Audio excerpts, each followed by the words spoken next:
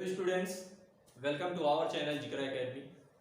आज हम इस वीडियो में क्लास 10th के फिजिक्स का पहला चैप्टर, साइंस का 10वां chapter light, reflection and refraction के बारे में पढ़ेंगे। Light, reflection and refraction.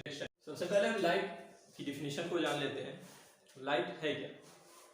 Light is a form of energy which enable to सी।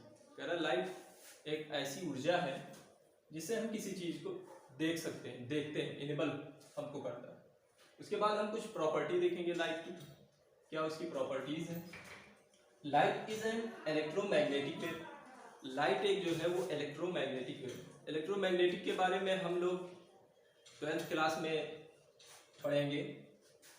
अभी यहाँ बस थोड़ा सा यही जो है वही जानिए। It does not any medium, और इसको किसी मीडियम की जरूरत नहीं होती है, चाहे वो हवा में हो या वैक्यूम में हो, निर्वात में भी लाइट चलती रहती है, यानी इसको मीडियम की जरूरत नहीं होती। सेकंड हमारा है light tends to travel in straight line. Light जो होती है वो हमेशा सीधी रेखा में चलती है। It has dual nature. इसके दो तरह के नेचर होते हैं, एक तो वेव होता है और दूसरा पार्टिकल होता है। उसके पार्टिकल वाले और वेव के बारे में भी हम क्लास 12th में पढ़ेंगे अच्छे से। Light cast shadows. लाइट जो होता है उससे परछाई बनती है, यानी जिस तरफ से लाइट आ रही है उसकी दूसरी तरफ आपकी परछाई बनेगी। Speed of light in vacuum and air 3 × 10⁸ metre per second. Light की जो स्पीड होती है, चाहे वो वैक्यूम हो या एयर हो, वो 3 × 10⁸ मीटर पर सेकेंड की होती है।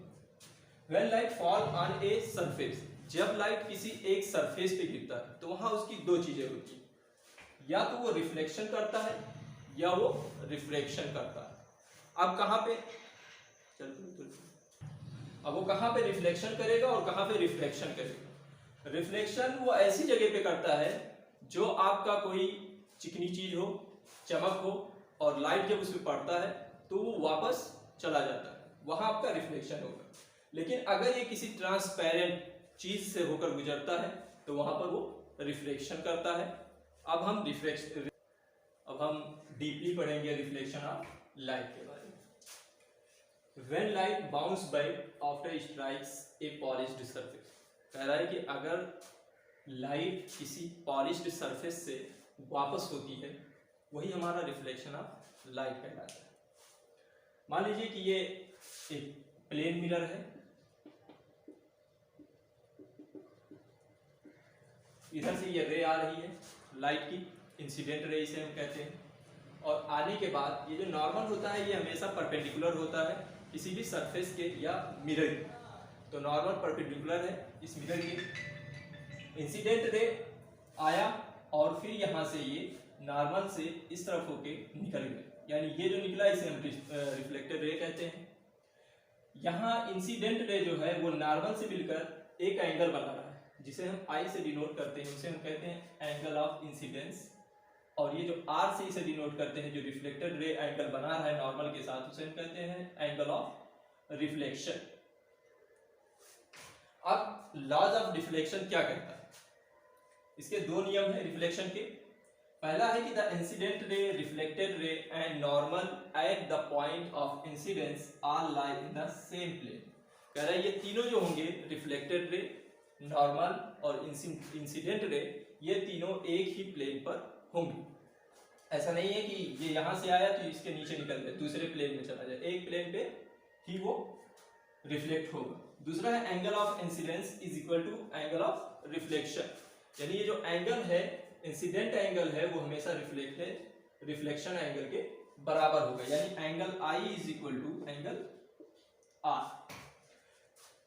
तो यहां हमको दो नियम पता चला रिफ्लेक्शन ऑफ लाइट का। पहला नियम ये कि जब कोई भी इंसिडेंट रे, रिफ्लेक्टेड रे और नॉर्मल एक ही प्लेन में होना चाहिए, तब तो वहां पर रिफ्लेक्शन काम करेगा।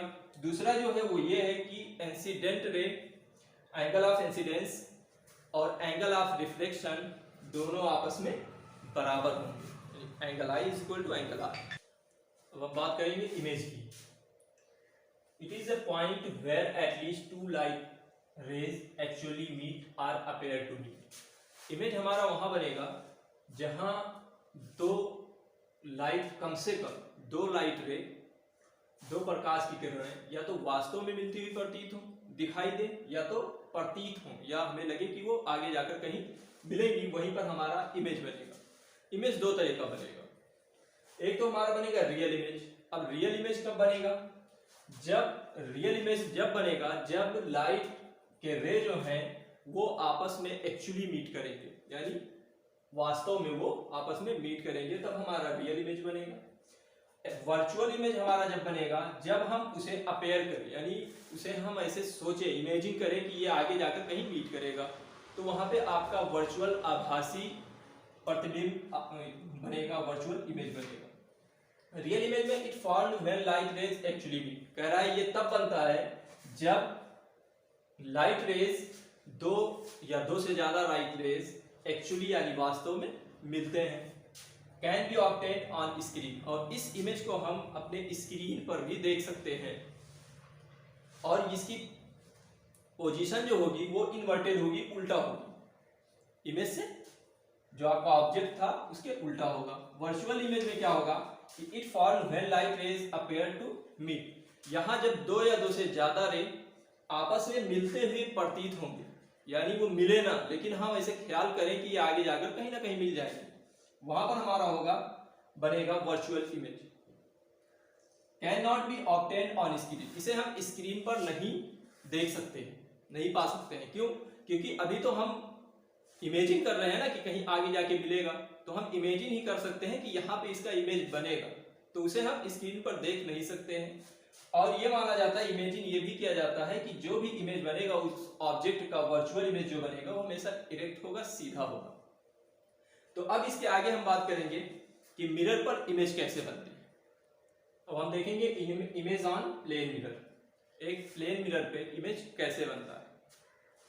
मान लीजिए यहाँ पे कोई ऑब्जेक्ट रखा हुआ है, मान लीजिए कोई रे मिरर पे आती है सीधा, और जब वो सीधा आएगी तो वो सीधा वापस भी हो जाएगी, क्योंकि यहाँ एंगल ऑफ इंसिडेंस जीरो है।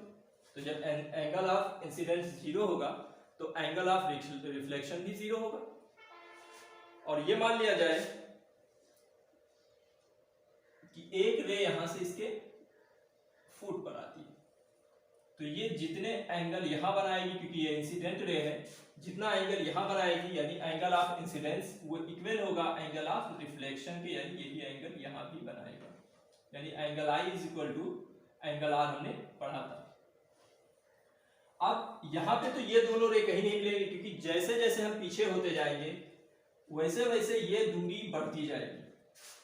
तो हमें क्या लगता है कि ये इस रे को अगर इस तरफ बढ़ाया जाए और इसको पीछे बढ़ाया जाए तो ये कहीं पर जाकर मीट करेंगे, यानी हम इसको इमेजिन कर रहे हैं, रियल में है नहीं। तो यहां पे ये बनेगा इसका इमेज। अब हम देखते हैं इसके इमेज के बारे में, इसकी कैरेक्टरिस्टिक्स क्या है इमेज की, क्योंकि यहां तो हमें पता ही चल गया कि यहां रियल इमेज आपका नहीं बनेगा। क्यों? क्योंकि हमने यहाँ पे इमेजिन किया कि ये रे, दोनों रे जो है वो कहीं जाकर आगे मिलेंगे, तो ये वर्चुअल बनेंगी और इरेक्ट बनेंगी, यानी आभासी होंगी और सीधी होगी। दूसरा, इक्वल टू द ऑब्जेक्ट, जितना ये ऑब्जेक्ट की लंबाई होगी उतना उस इमेज की भी लंबाई होगी। तीसरा हमारा बनेगा behind same distance as the object, मतलब जो ऑब्जेक्ट से मिरर की दूरी थी उतनी ही दूरी पर वो पीछे की तरफ बनेगा, इमेज ऑब्जेक्ट का इमेज बनेगा।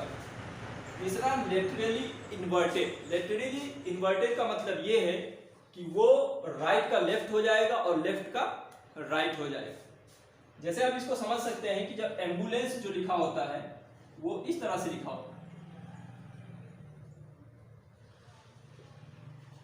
उल्टा लिखा होता है।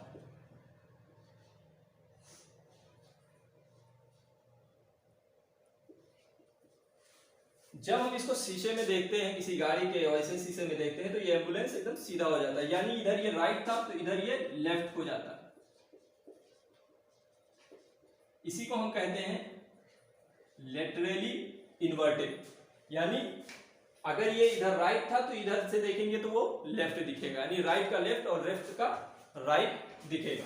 तो यहां पर एक प्लेन मिरर पे जो हमारा इमेज बना वो बना वर्चुअल एंड डायरेक्ट यानी आभासी और सीधा बनता है। दूसरा इक्वल टू द ऑब्जेक्ट, और उसकी जो लंबाई होती है इमेज की वो उस ऑब्जेक्ट की लंबाई के बराबर होता है। Behind same distance as the object, और जितनी दूरी पर मिरर से वो ऑब्जेक्ट होगा उतनी ही दूरी पर पीछे की तरफ वो इमेज बनेगा। यहाँ तो फिगर में थोड़ा सा नजदीक दिख रहा है, लेकिन जब हम बनाएंगे स्केल से और सबसे तो वो उतनी ही दूरी पर बनेगा। और लिटरली इन्वर्टेड यानी लेफ्ट का राइट और राइट का लेफ्ट दिखेगा। अब हम पढ़ेंगे स्फेरिकल मिरर के बारे में। अभी हमने पढ़ा प्लेन मिरर, और प्लेन मिरर पे इमेज कैसे बनता था उसके बारे में हमने पढ़ा। अब हम पढ़ेंगे स्फेरिकल मिरर के बारे में। हुज रिफ्लेक्टिंग इज कर्व, जिसकी रिफ्लेक्टिंग जो होता है जहां से वो रिफ्लेक्ट होता है वो कर्व होता है। कर्व तो हम समझ ही रहे हैं, जैसे ये कर्व है। स्फेरिकल जो होता है वो एक गोला होता है, और जब हम स्फेरिकल मिरर को लेते हैं तो किसी गोले के एक टुकड़े को ले लेते हैं। जैसे ये मान लीजिए पूरा एक गोला है, और यहां से हम m और n को अगर काट लें ये वाला पार्ट और इसे एक मिरर बना दें तो ये हमारा कहलाएगा स्फेरिकल मिरर। इसमें कुछ चीजें होती हैं, जैसे इस स्फेयर का कोई ना कोई सेंटर होगा जिसे हम C से डिनोट करते हैं, जिसे हम कहते हैं सेंटर ऑफ कर्वेचर।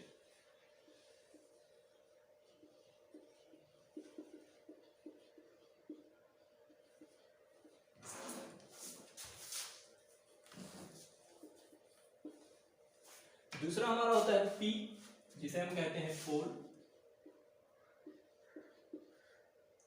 फिर हमारा है F, जिसे हम कहते हैं फोकस। एक चीज होता है हमारा स्मॉल f, जिसे हम कहते हैं फोकस लेंथ।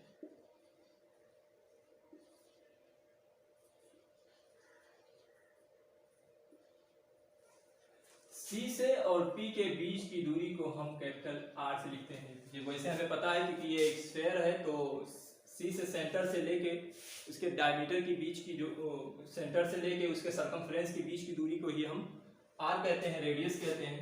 तो ये कैपिटल R हमारा हो जाएगा रेडियस ऑफ स्फेयर। ये जो एक लाइन जाती है सेंटर ऑफ कर्वेचर, फोकस और पोल से होते हुए, उसे हम कहते हैं प्रिंसिपल एक्सिस। ये जो F होता है वो सेंटर ऑफ कर्वेचर और P के बीच में होता है, पोल के बीच में होता है। यानी इसे हम कह सकते हैं कि CF is equal to PF। यानी जो हमारा फोकस होता है वो सेंटर ऑफ कर्वेचर और पोल के बीचों बीच में होता है। और रिलेशन बिटवीन अगर हम R और F लिखें तो R इज इक्वल टू हम लिख सकते हैं R is equal to 2F। यानी इसकी जो फोकल लेंथ होगी F से P के बीच की, उसे हम फोकल लेंथ कहेंगे। यानी रेडियस जो है इसका 2 गुना होगा इसके फोकल लेंथ के, तो R is equal to 2F। Fn जो हमारा होता है इसे हम अफेक्टेड डायमीटर भी कह देते हैं। अब हम देखेंगे कि इसमें दो तरह से हम देख सकते हैं, एक तो इधर से रिफ्लेक्ट करे और एक पीछे की तरफ से रिफ्लेक्ट करे। अगर हम इसको निकाल लें काट कर तो हमको क्या दिखेगा, अगर इसको खत्म कर दें तो ये हमें मिला एक। अगर ये पीछे से पॉलिश है तो ये सामने से इसमें जाएगा और ये रिफ्लेक्ट करेगा, अगर अंदर से पॉलिश्ड है तो उधर से जाएगा। अब हम इसको देखेंगे, दो तरह के मिरर भी हो जाएंगे। एक होगा हमारा कॉन्वेक्स मिरर, डाइवर्जिंग मिरर। दूसरा हमारा होगा कॉनकेव मिरर, कन्वर्जिंग मिरर। यानी कॉनकेव का मतलब होता ही गुफा, जैसे जो अंदर हो, यानी हमारा रे यहां से जाए और इसे ये रिफ्लेक्ट करे, वो कॉनकेव हो जाएगा। इधर से अगर हम देखें तो ये हमारा कॉन्वेक्स हो जाएगा। अब हम कुछ लॉज के बारे में पढ़ेंगे कि क्या लॉ है इसके।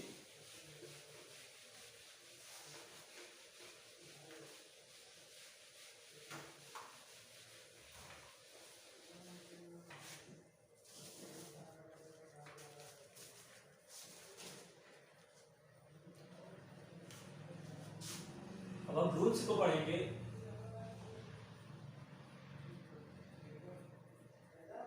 Rules to making diagram by concave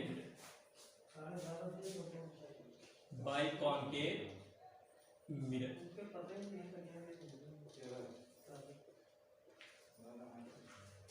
अब हम इसके रूल्स के बारे में पढ़ेंगे कि कॉनकेव मिरर के रूल क्या क्या है। Rules to making diagram a concave mirror. अब हम कुछ रूल्स को देखेंगे। 4 रूल होते हैं डायग्राम को बनाने के लिए किसी कॉनकेव मिरर के को। फर्स्ट है हमारा a ray parallel to the principal axis will pass through the focus after reflection. कह रहा है कि अगर कोई भी रे, मान लीजिए ये आपका कॉनकेव मिरर है, ये आपका प्रिंसिपल एक्सिस होगा, ये P होगा, C होगा और ये F होगा। कह रहा है कि अगर कोई भी रे प्रिंसिपल एक्सिस के पैरेलल जाता है will pass through the focus after reflection, यहां आएगा, रिफ्लेक्ट करेगा और फोकस से होकर गुजर जाएगा। दूसरा कहता है a ray incident through focus after reflection it will parallel to principal axis. दूसरा ये कह रहा है कि अगर कोई भी रे फोकस से होकर गुजरता है तो वो रिफ्लेक्शन के बाद एक्सिस पैरेलल प्रिंसिपल एक्सिस के पैरेलल हो जाएगा, यानी इसी का उल्टा ले लिया जाए, पहले का उल्टा ले लिया जाए। पहला ये कह रहा था कि अगर प्रिंसिपल एक्सिस के पैरेलल कोई रे जाता है तो वो फोकस से होकर गुजर जाएगा, रिफ्लेक्ट होकर। और दूसरा ये कह रहा है कि अगर कोई भी रे फोकस से होकर जाता है तो वो रिफ्लेक्शन होने के बाद वो प्रिंसिपल एक्सिस के पैरेलल हो जाएगा, यानी यहां से मान लीजिए रे गया और ये प्रिंसिपल एक्सिस के पैरेलल हो गया, ये यहां से कोई रे आया और यहां पे जाने के बाद ये इसके पैरेलल हो जाएगा। तीसरा कह रहा है ए रे pass through centre of curvature it reflected back on same path. कह रहा है कि अगर कोई भी रे वो पास करता है centre of curvature, centre of curvature हमने बताया C जो होता है उसे हम सेंटर ऑफ कर्वेचर कहते हैं, क्योंकि ये हमारा अगर यहाँ से जा रहा है और जब यहाँ पे जाकर ये कॉनकेव मिरर पे लगेगा तो ये जैसे गया था वहीं से ये रिफ्लेक्ट होकर वापस उसी पाथ से गुजर जाएगा। चौथा कह रहा है a ray incident on pole is reflected making equal angle. अगर कोई भी रे मान लीजिए वो पोल पर जाती है यहाँ P पर, तो वो उतने ही एंगल से रिफ्लेक्ट कर जाएगी। और ये हमने पढ़ा था प्लेन मिरर में भी ही हमने पढ़ा था कि incident angle of incidence is equal to angle of reflection, यानी ये इंसिडेंस एंगल और ये रिफ्लेक्शन एंगल दोनों आपस में बराबर होंगे। तो यहाँ पे 4 चीज जो हमारी है वो ये है कि अगर कोई भी रे प्रिंसिपल एक्सिस के पैरेलल जाती है तो वो आफ्टर रिफ्लेक्शन फोकस से होकर गुजरेगी। उसी का उल्टा अगर कोई भी रे फोकस से होकर जाती है तो आफ्टर रिफ्लेक्शन वो प्रिंसिपल एक्सिस के पैरेलल हो जाएगी। तीसरा हमारा है कि अगर कोई भी रे सेंटर ऑफ कर्वेचर से होकर गुजरता है तो वो उसी से वापस हो जाएगा, जहां से सेंटर ऑफ कर्वेचर से आया था उसी पाथ से वो वापस हो जाएगा रिफ्लेक्शन होने के बाद। और तीसरा, अगर कोई भी रे पोल पर जाकर मिलता है तो उन दोनों का एंगल जो होगा वो इक्वल होगा, यानी इंसिडेंस एंगल और रिफ्लेक्शन एंगल इक्वल होंगे। अब हम देखेंगे रे diagrams for images formed by concave mirror. अब कॉनकेव मिरर से बने जो डायग्राम है, रे डायग्राम को हम दिखाएंगे कि जब ऑब्जेक्ट इन्फिनिटी पर हो तो उसका इमेज कहाँ बनेगा, कैसा बनेगा, अगर वो C पर हो, सेंटर ऑफ कर्वेचर पे हो, तब कहाँ बनेगा। तो 6 टाइप के इमेज बनेंगे। तो सबसे पहले हम देखते हैं पहला, व्हेन ऑब्जेक्ट एट इंफिनिटी। अगर ऑब्जेक्ट इंफिनिटी पर हो तब क्या होगा। तो सबसे पहले हम कॉनकेव मिरर को बनाएंगे। Principal axis P, centre of curvature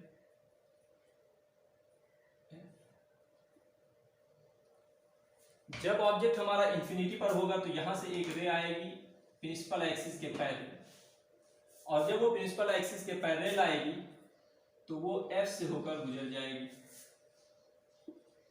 दूसरी रे भी इसी तरह से अगर आएगी प्रिंसिपल एक्सिस के पैरेलल आएगी तो वो भी F से होकर फोकस से होकर गुजर जाएगी।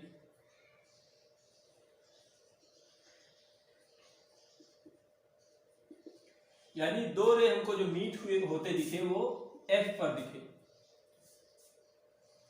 अब अगर हम इमेज के बारे में लिखें कि इमेज में क्या क्या है, तो इमेज की सबसे पहले अगर हम पोजीशन को लिखें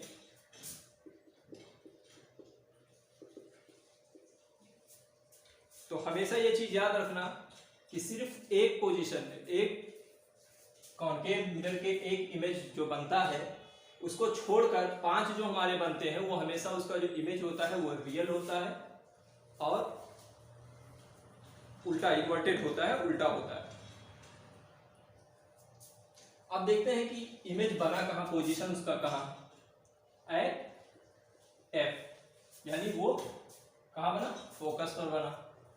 नेचर इसका क्या है, नेचर सबका सेम होगा, सिर्फ एक की हमने बात की ना, एक को छोड़कर जितने भी हमारे बनेंगे हम देखेंगे उसका नेचर सेम होगा, रियल होगा और इन्वर्टेड, यानी रियल हुआ और उल्टा हुआ। अब हम अगर साइज की बात करें तो साइज क्या है, point size, point size image बना, यानी बहुत छोटा इमेज बनेगा।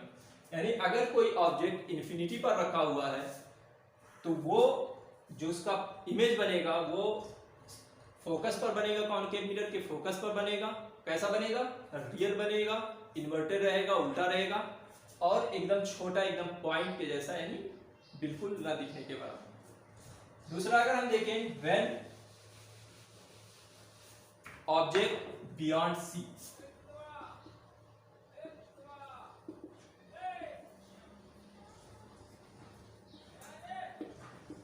अगर ऑब्जेक्ट सेंटर ऑफ कर्वेचर से दूर हो तो सबसे पहले हम बना लेते हैं, कॉन्केव मिरर को ले लेते हैं।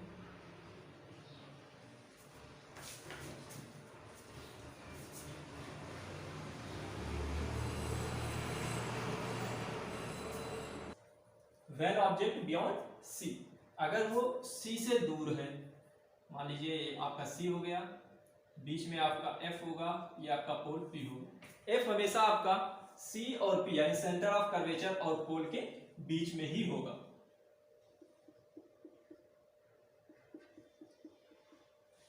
अब मान लीजिए ऑब्जेक्ट यहां कहीं पर, इसे हम मान लेते हैं ए बी, यहां से प्रिंसिपल एक्सिस के पैरेलल एक रे जाती है और जाने के बाद आफ्टर रिफ्लेक्शन ये फोकस से होकर नीचे आ जाती है।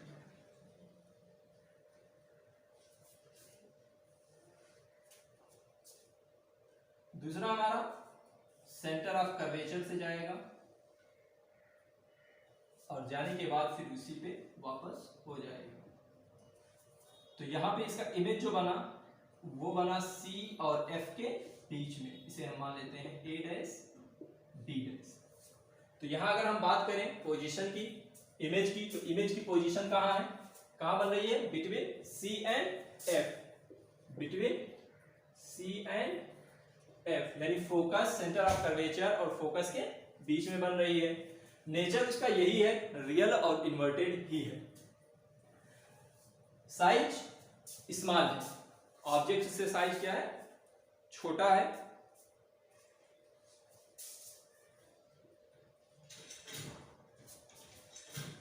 अब ये हो गया हमारा, अगर कोई भी ऑब्जेक्ट हमारा बियॉन्ड सी, सी से दूर हो तो हमारा इमेज कैसा बनेगा, सी और एफ के बीच में बनेगा, रियल बनेगा लेकिन इन्वर्टेड होगा। साइज क्या होगी, ऑब्जेक्ट से उसकी साइज छोटी होगी। तीसरा हम देखते हैं, व्हेन ऑब्जेक्ट एट सी, अगर हमारा ऑब्जेक्ट सी पर है तब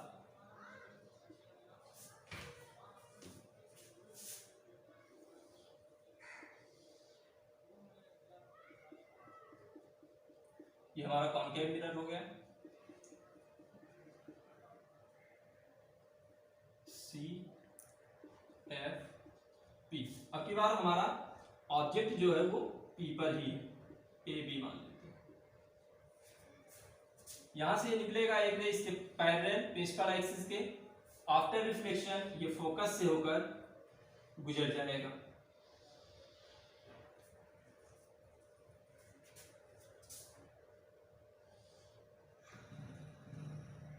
दूसरा हमारा फोकस से होकर जाएगा, आफ्टर रिफ्लेक्शन इसके पैरेलल निकल जाएगा।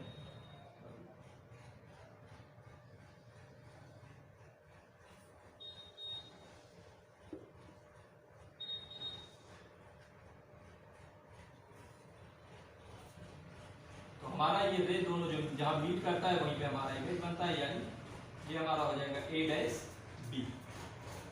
तो क्या हुआ कि जब हमारा सेंटर ऑफ कर्वेचर पे ऑब्जेक्ट था तो वहां से एक रे निकली प्रिंसिपल एक्सिस के पैरेलल, और वो होते हुए फोकस से होते हुए चली आई। दूसरा हमारा एक रे फोकस से होते हुए गया और आफ्टर रिफ्लेक्शन वो पैरेलल हो गया, और उसके बाद वो दोनों रे एक जगह मीट के। अब हम इसके इमेज के बारे में देख लेते हैं। तो इसका इमेज जो बना वो कहाँ पे बना, पोजीशन इसका एट सी पर ही बनता है।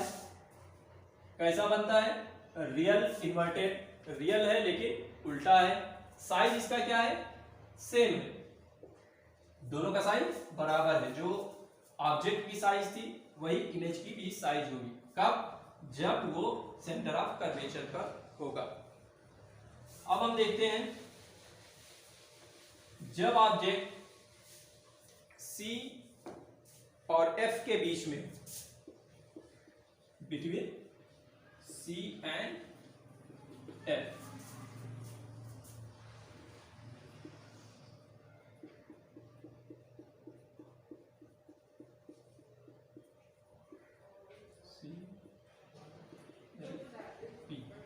मान लीजिए ऑब्जेक्ट यहां पर है A, B। सबसे पहला तो हमारा इसके पैरेलल आएगा प्रिंसिपल एक्सिस के, और रिफ्लेक्शन के बाद आफ्टर रिफ्लेक्शन फोकस से होता हुआ नीचे चला आएगा।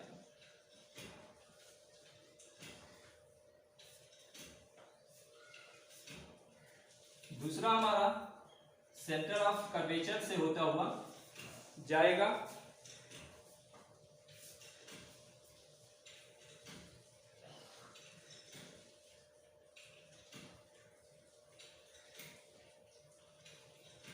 आफ्टर रिफ्लेक्शन, ये चला आएगा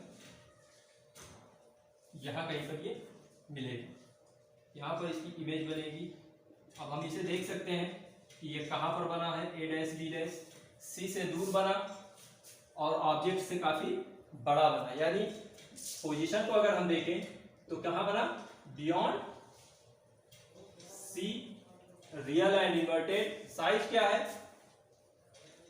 इनलार्ज, इनलार्ज, काफी बड़ा। जब हमारा ऑब्जेक्ट C और F यानी सेंटर ऑफ कर्वेचर और फोकस के बीच में होगा तब हमारा इमेज कहां बनेगा, बियॉन्ड C, यानी उल्टा होता जा रहा है। जब हमारा ऑब्जेक्ट बियॉन्ड C था तब हमारा इमेज कहां बना था, सेंटर ऑफ कर्वेचर और फोकस के बीच में बना था। जब ऑब्जेक्ट को हम सेंटर ऑफ कर्वेचर और फोकस के बीच में रख दिए तो इमेज कहां बन रहा है आपका, बियॉन्ड C बन रहा है। जब हमारा C पर था तो ऑब्जेक्ट का इमेज C पर ही बना और साइज भी सेम बना। अब हम देखेंगे कि जब ऑब्जेक्ट फोकस पर होता,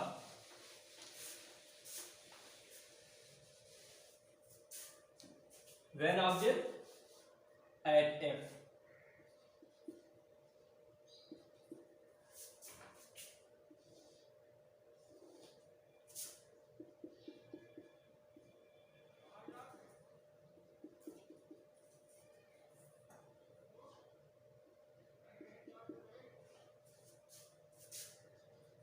मान लीजिए आपका ऑब्जेक्ट यहाँ पे, ऑब्जेक्ट से प्रिंसिपल एक्सिस के पैरेलल एक जाएगा और F से होता हुआ नीचे चला आएगा, सेंटर ऑफ कर्वेचर से होता हुआ जाएगा और आफ्टर रिफ्लेक्शन ये भी सीधे नीचे चला आएगा। अब हमको यहाँ क्या दिख रहा है कि ये लाइन एक दूसरे के पैरेलल दिख रही, ये कहीं पर नहीं मीट करेंगे। अगर मीट भी करेंगी तो हम ये इमेजिन कर सकते हैं कि ये इंफिनिटी पर कहीं जाकर मीट करेंगे, जब हमारा ऑब्जेक्ट कहाँ हो, फोकस पर होगा तब। तो अब हम इसके इमेज के पोजीशन देखें तो कहाँ पे बनेगा इमेज का पोजीशन, हम इमेजिन कर रहे हैं कि वो कहीं इंफिनिटी पे जाके बनेगा, क्योंकि अभी तो कहीं दिख नहीं रहा है कि मिल रहा है। नेचर वही होगा, रियल होगा और इन्वर्टेड होगा। साइज वेरी लार्ज, बहुत बड़ा।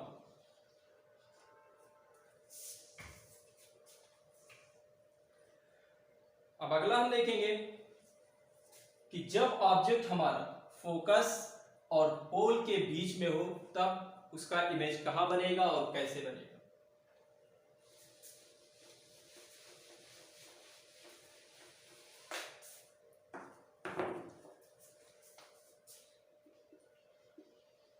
When object at between F and P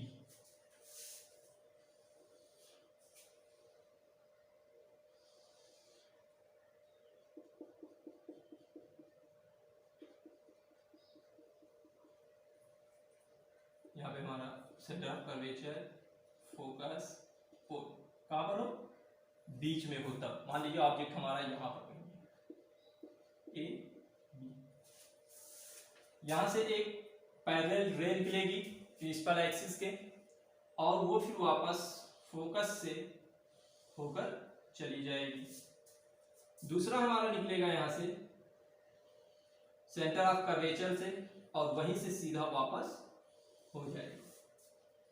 अब यहाँ आपको क्या दिख रहा है कि ये जैसे जैसे दूरी बढ़ रहा है इन दोनों के बीच के भी गैप बढ़ रहे हैं, यानी ये आगे कहीं नहीं मिलेंगे। जितने दूर आप इसको लेके जाएंगे वो उतना ही बढ़ता चला जाएगा। तो यहाँ पर हम ये देखते हैं, इमेजिन करते हैं कि इसको अगर आगे बढ़ाया जाए और इसको भी अगर आगे बढ़ाया जाए तो कहीं यही एक पॉइंट पर आकर मिलेगा।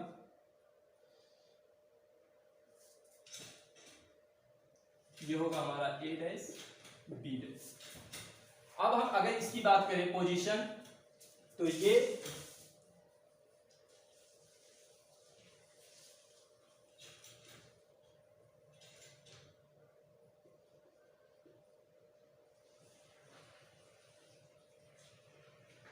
बिहाइंड या opposite side of mirror, behind mirror. अब की बार क्या है, ये इमेज अब की बार रियल नहीं है बल्कि वर्चुअल, क्योंकि हमने यहाँ पे इमेजिन किया कि कहीं आगे जाकर ये मिल रहा है। ये रे हमारी इमेजिन रे, इसलिए अब रियल नहीं होगा बल्कि क्या हो जाएगा, वर्चुअल यानी आभासी। और इमेज कैसा है पोजीशन उसका, वो है इरेक्ट, सीधा है। साइज इसकी थोड़ी बड़ी होगी। तो ये हमारा हो गया 6 पोजीशन, 6 जगह पे हमने ऑब्जेक्ट को रखा कॉन्केव मिरर के और देखा कि जब हमने इन्फिनिटी पर रखा था ऑब्जेक्ट को तो हमारा इमेज जो बना था वो फोकस पे बना था। जब हमने ऑब्जेक्ट को बियॉन्ड सी यानी सेंटर ऑफ कर्वेचर से दूर रखा तो हमारा जो इमेज आकर बना वो सी और एफ के बीच में बना और उससे छोटा बना। जब हमने सेंटर ऑफ कर्वेचर पे रखा तो सेंटर ऑफ कर्वेचर पर इमेज बना, दोनों सेम साइज के थे।